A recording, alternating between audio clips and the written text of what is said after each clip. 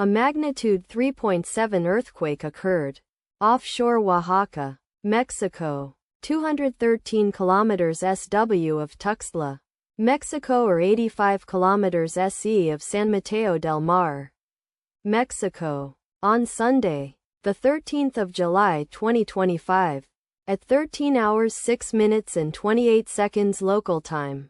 The quake had a depth of 14 kilometers and was not felt, or at least not reported so.